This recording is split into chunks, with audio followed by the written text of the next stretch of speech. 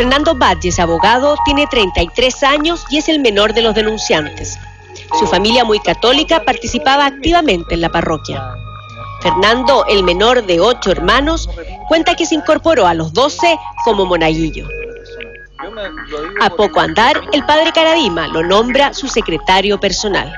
Llegué a un momento en que fui incondicional. Para mí lo que él decía era cierto. Y cuando él ya se dio cuenta de eso, ahora mirándolo con un poco más de perspectiva, cuando él se dio cuenta de eso, él se empezó a dar ciertas licencias conmigo. ¿Qué edad tenías? Yo te diría que 14 años partió esto. El padre era su confesor y director espiritual.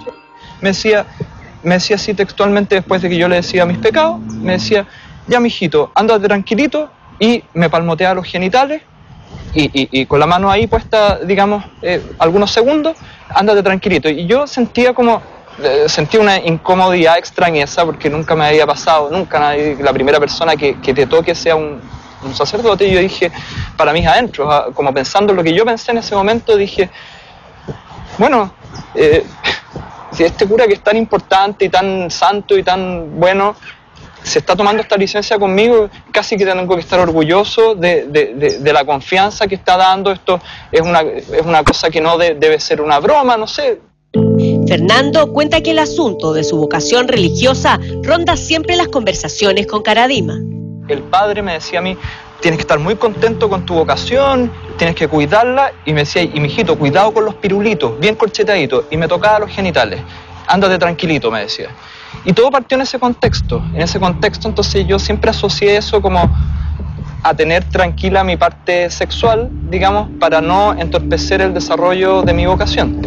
Mira, en un principio las tocaciones eran más débiles, eran como más, podría decirlo, hasta más tímidas, pero con el transcurso del tiempo ya cada vez mantenía la mano más o eran más fuertes los agarrones. Mi familia, a todo esto, siempre estuvo ahí conmigo en el bosque, y yo creo que también un poco gracias a eso los abusos de que yo fui víctima no fueron mayores en cuanto quizás a su intensidad, sí en cuanto al tiempo en el cual se perduraron. Según relata, 4 años duraron esas situaciones, desde los 14 hasta los 18, cuando decide alejarse de la parroquia porque siente que es tiempo de retomar el control.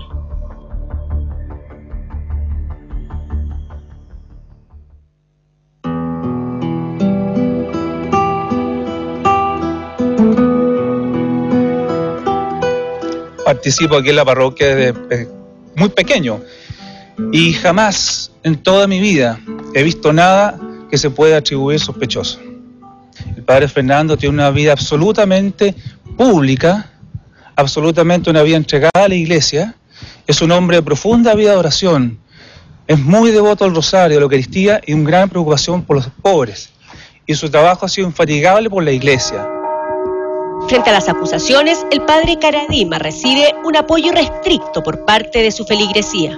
Es absolutamente falso, es un sacerdote que ojalá fueran todos iguales como él, fiel al evangelio, fiel a la iglesia, de profunda oración, y que realmente a uno le incita a seguirlo, y realmente a uno también la fe de uno crece mucho con él. Es una persona que habla con el alma. Lo consideramos totalmente inocente, salvo que la iglesia diga lo contrario. Feo que se hable, que se difame y se hable mal de un padre que es realmente santo, y una pena, realmente una pena que haya gente tan mala en este mundo. Padre Caradima, si me estás escuchando, ánimo, Dios está contigo, te queremos y Dios está contigo. Yo dentro de las piezas de los padres, por eso es que digo yo que es una mentira, porque yo, de los años que yo trabajando, mi señora ya los mismos años, ¿y cómo no nos vamos a dar cuenta de eso acá? El padre Diego Osa tiene 46 años y es uno de los sacerdotes formados al alero del padre Caradima. Fue contemporáneo de Juan Carlos Cruz en la acción católica de la parroquia El Bosque. Mire, conozco al padre hace 35 años. Él ¿no es cierto?, lleva una vida intachable, es de una persona de una vida pública. Jamás he visto algo que sea, ¿no es cierto?, impropio de un sacerdote. Y estoy seguro y confiado que la justicia va a permitir que se esclarezca todo. ¿Usted vive acá, no? Yo vivo acá, sí. ¿Usted conoce aparte de los denunciantes, entiendo yo también? Mire, eso está en el proceso, el abogado ya ha dado varias declaraciones, pero lo que sí le puedo reiterar es lo siguiente, que nunca he visto algo impropio y he estado con él en vacaciones, vivo con él, he viajado con él y es un sacerdote ejemplar que ha mostrado un amor a la Eucaristía, a la Iglesia, a la Santísima Virgen. ¿Usted cree que hubo conductas impropias con los jóvenes nada, que usted conoció? Jamás, nunca. Gracias. ¿Y con usted, padre? Tampoco.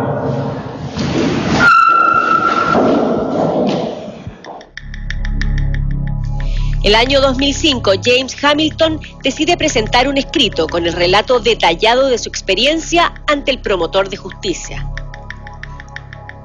Fue el primero en denunciar formalmente ante la Iglesia. Declaré en breve, fueron 2 o 3 páginas, aparte de lo que hemos conversado, y lo firmó el notario, lo firmó Monseñor Escudero, yo pedí una copia, me dijeron que no, que era un proceso secreto, y que muchas gracias. Fue un primer gran alivio también. Sentía que la Iglesia me estaba escuchando y recibiendo. Desde esa declaración dice que no tuvo más respuesta oficial. No sabe qué pasó con los antecedentes que aportó hace 5 años.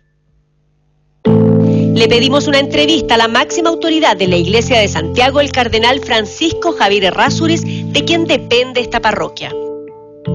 El arzobispo decidió hablar a través de su carta pastoral que se leyó ayer en todas las misas, incluida la del Sagrado Corazón de Jesús del Bosque.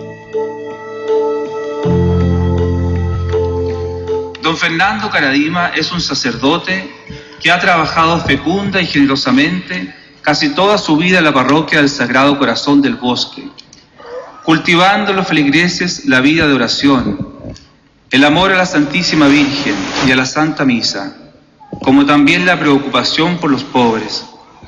A su persona están unidos en gratitud muchos laicos, como asimismo numerosos sacerdotes y religiosas, por haberlos guiado espiritualmente durante largos años. De él, Dios se ha valido para despertar numerosas vocaciones al sacerdocio, al episcopado y a la vida consagrada. Una acusación contra su persona tenía que remecer a la Iglesia, no solo de Santiago. Monseñor Errázuriz señala en su carta que hubo 3 presentaciones consecutivas de los denunciantes a partir de mayo del 2005.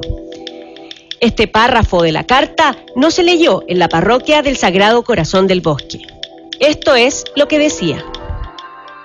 Sobre los presuntos hechos echaba su sombra la prescripción que establece el derecho canónico. Por otra parte, existían innumerables y contundentes testimonios a favor del padre Fernando Caradima.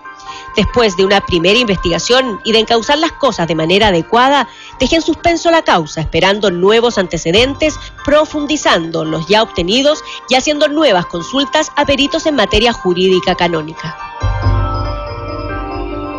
Han transcurrido 5 años desde esta primera denuncia.